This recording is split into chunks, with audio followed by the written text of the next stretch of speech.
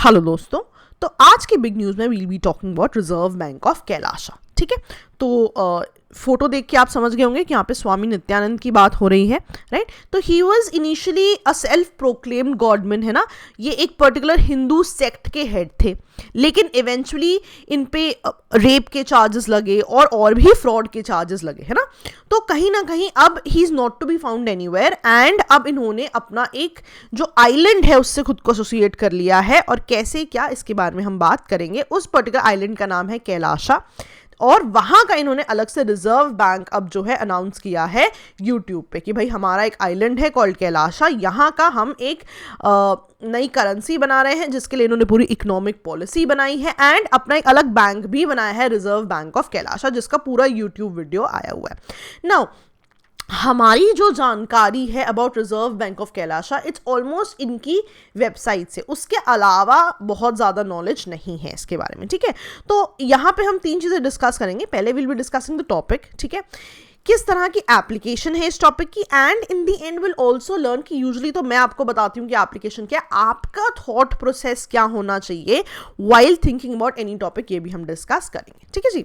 तो अगर आप कैलाशा की बात करो तो कैलाशा ये कह रहे हैं कि एक नेशन विदाउट बॉर्डर्स है, ठीक है, और वो कह रहे हैं ऐसे हिंदूज जो अपना राइट लूज कर चुके हैं टू प्रैक्टिस हिंदुइज्म, उन लोगों ने मिलके ये कैलाशा जो है बनाया है। ठीक है, और वेबसाइट ये कहती है कि वर्ल्ड का ग्रेटेस्ट डिजिटल हिंदू नेशन भी है। अगर आप और वेबसाइट पे आगे जाओगे तो वो कह रहे हैं कि इस वेबसाइट में कि इस पर्टिकुलर नेशन में आदि शैवाइट्स रहते हैं और 2 बिलियन प्रैक्टिसिंग हिंदूज भी रहते हैं। ठीक है, एंड रिमेंबर ये सारी जानकारी हमेशा सिर्फ हमें इनकी वेबसाइट से पता लग रही है। ठीक है, और 3 लैंग्वेजेस ये लोग यहाँ पे फॉलो करते हैं, इंग्लिश, संस्कृत एंड तमिल। आपको ना ये चीज़ें याद नहीं करनी है, it can be quoted at some places, वो मैं आपको बता दूंगी। ठीक है, बस थोड़ा बेसिक्स पता होना चाहिए कि इनकेस आपको इंटरव्यूज में ऐसे कोई सवाल कर जाए तो आपको पता हो। ठीक है, तो अकॉर्डिंग टू द वेबसाइट, ठीक है, स्टेट का अपना रिलीजन है। जैसे इंडिया आपको पता है सेक्युलर कंट्री है, बट यहाँ पे ये कह रहे हैं कि हम जो है एक हिंदू नेशन है, इनकी कंट्री में हिंदुइज्म जो है प्रोफेस होता है। नाउ ये यूजुअली ऐसा कहा जाता है कि एक आइलैंड है जो कि नित्यानंद जी ने खरीदा है, लेकिन इसके कोऑर्डिनेट्स क्या हैं ये अभी भी अनक्लियर हैं। लेकिन कैलाशा इज अ नेशन क्योंकि इनके अकॉर्डिंगली इनका अपना पासपोर्ट और फ्लैग भी है। ठीक है, और यहाँ पे इनकी वेबसाइट ये भी कहती है कि ये जो नेशन है ये घर है 56 ओरिजिनल वैदिक नेशंस का। तो ना बड़ी सिंपल सी बात करें, ये कह रहे हैं ऐसी जितनी भी कंट्रीज हैं वर्ल्ड में, ठीक है, ऐसे जितने भी नेशंस हैं वर्ल्ड में जो आज हिंदुइज्म से एसोसिएटेड है या कभी हिंदुइज्म से एसोसिएटेड थे, उनके लोगों ने मिलके ये पर्टिकुलर कंट्री जो है ये बनाई है। आगे आप देखोगे कुछ कंट्रीज को ये मेंशन भी करते हैं कि हमारे उनसे डिप्लोमेटिक ट्रीटीज हैं, बट अगेन इनके प्रूफ्स नहीं है। This is what the website claims. ठीक है, अब देखो बहुत सारी न्यूज़ रिपोर्ट्स क्या कहती हैं कि एक ऐसा नेशन है जो कि प्राइवेट आइलैंड है एक। ठीक है, ये जो है दिस प्राइवेट आइलैंड जो है has been bought by Nityanand from the country called Ecuador. ठीक है, कितनी रियलिटी है कितनी नहीं है दिस वील हैव टू सी, लेकिन न्यूज़ रिपोर्ट्स हमें यही कहते हैं बिकॉज नित्यानंद जी को जो है स्टिल सर्च किया जा रहा है। ठीक है जी, चलिए अब वो कह रहे हैं कि कैलाशा तो है, लेकिन अगर आपको कैलाशा की सिटीजनशिप अवेल करनी हो तो आप क्या करेंगे। तो वो कह रहे हैं कि कैलाशा की सिटीजनशिप अवेल करने के लिए सिर्फ वही लोग सिटीजनशिप यहाँ की अवेल कर सकते हैं जो कि प्रैक्टिसिंग हिंदू है, राइट, एंड इवेंचुअली और अपनी जो हिंदुइज्म की प्रैक्टिस है उसको जो है डीपन करना चाहते हैं। ठीक है, और ये कह रहे हैं कि कैलाशा सिर्फ एक nation with its national flag emblem ही नहीं है, बल्कि कैलाशा की अपनी गवर्नमेंट भी है और इसके डिफरेंट डिपार्टमेंट्स भी हैं, health department, education department and other departments, और इसके जो हेड है, सुप्रीम हेड जो है वो नित्यानंद जी होंगे। ठीक है जी, चलिए अब वो कह रहे हैं कि आपने कैलाशा के बारे में पढ़ लिया, आपको पता लग गया कि यहाँ की गवर्नमेंट भी है। अभी रिजर्व बैंक ऑफ कैलाशा क्या है, तो रिसेंटली जैसा कि मैंने आपको बताया यूट्यूब पे देयर वाज अ वीडियो जहाँ पे नित्यानंद जी ने क्लेम किया है कि उन्होंने एक 300 पेज की इकोनॉमिक पॉलिसी बनाई है अपनी कंट्री के लिए, और उन्होंने बोला इस इकोनॉमिक पॉलिसी में ही इज मेड श्योर कि एक रिजर्व बैंक भी होगा, ठीक है। और ये रिजर्व बैंक जो है, जो वेटिकन में जो बैंक है उसकी लाइंस पे ही स्ट्रक्चर किया जाएगा। और इस बैंक को लॉन्च करते करते उन्होंने कहा कि अकॉर्डिंगली उन्होंने इस बैंक से एसोसिएटेड करेंसीज भी बनाई हैं and this currencies will be functional very soon. अब कहाँ पे फंक्शनल होंगी?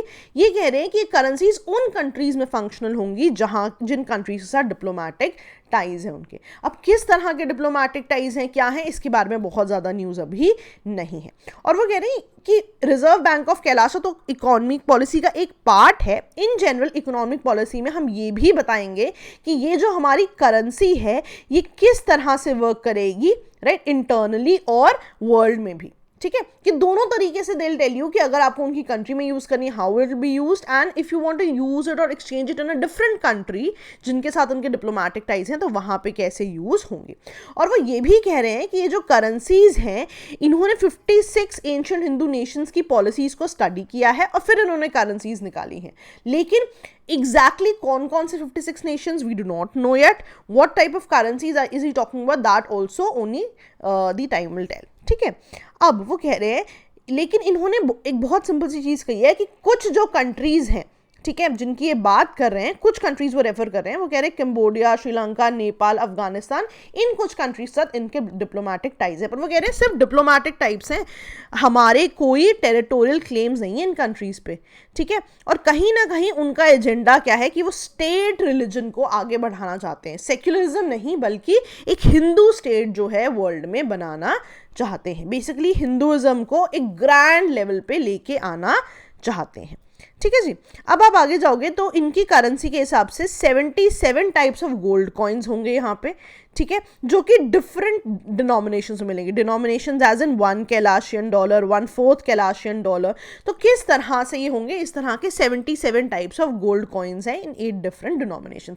याद नहीं करना है, बस at the back of your head आपको पता होना चाहिए कि ऐसी कोई न्यूज़ एग्जिस्ट करती है, ठीक है। अब आपने पढ़ ली। अब ना सोचते हैं कि अगर मुझे नहीं भी पता होता तो what sort of questions could I have thought about here, है ना, कि कितनी रैंडम सी न्यूज़ है, हमें लग सकता है कि इसका क्या इंपॉर्टेंस होगा, लेकिन जो सोसाइटी वाला पार्ट है वहाँ पे आप इन चीज़ों को बहुत ज़्यादा यूज़ कर सकते हो कि सेक्ट्स कितने पावरफुल हैं आपकी कंट्री में, ठीक है, और सेक्ट्स कितने फॉर्म्स ले सकते हैं ना। सेक्युलरिज्म पे क्वेश्चन आ जाए कि क्या इंडिया सेक्युलर है, तो आप लिखोगे बिल्कुल जी सेक्युलर है।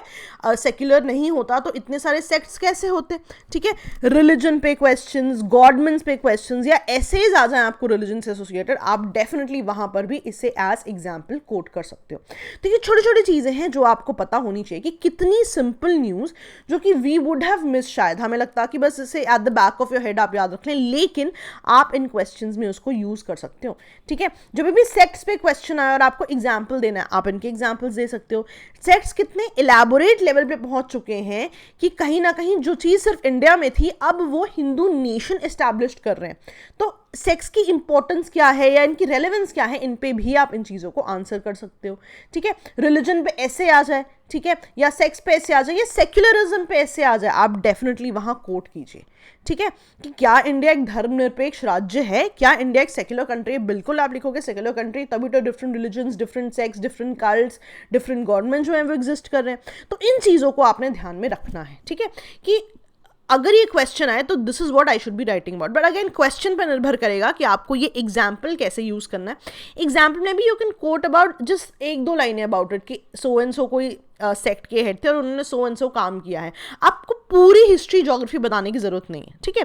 वो तो मैंने आपको इसलिए बता दी कि आपको याद रहे, and if they ask you something associated with it in your interview तो भी आपको ये चीज़ें पता, ठीक है।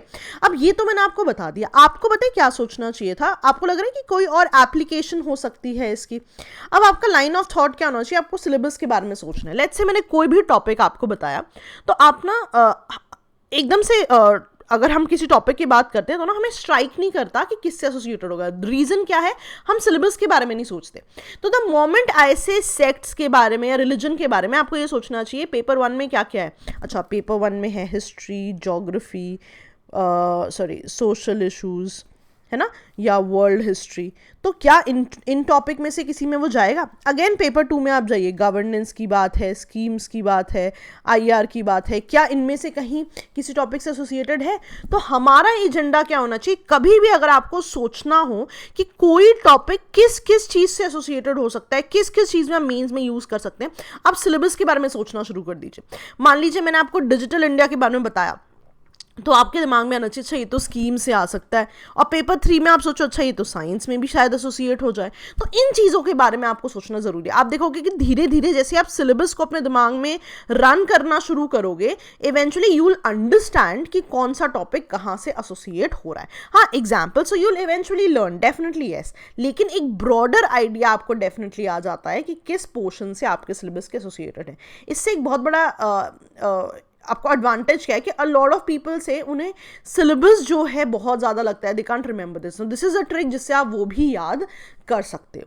ठीक है जी, आई होप आपको ट्रिक समझ में आई। तो अब थ्रू आउट द वीक जो भी आपको बिग न्यूज़ मिले, ठीक है, आप उसके बारे में सोचिए कि व्हाट ऑल टॉपिक्स या what all parts of your syllabus can be associated with it. तो आप देखोगे with in a time frame of 10-20 days you will be very good at associating topics with different headings of your syllabus. ठीक है जी, बाकी आपको कोई दिक्कत आए, कोई issue, you can always call us. I hope you know कि हमने सब्सक्रिप्शन प्लान्स लॉन्च किए हैं, है ना।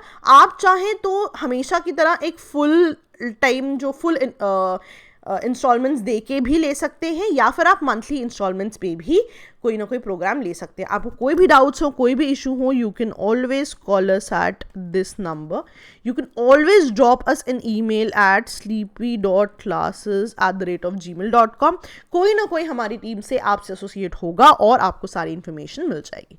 ठीक है जी, चलिए देन, ओके दोस्तों, बाय बाय।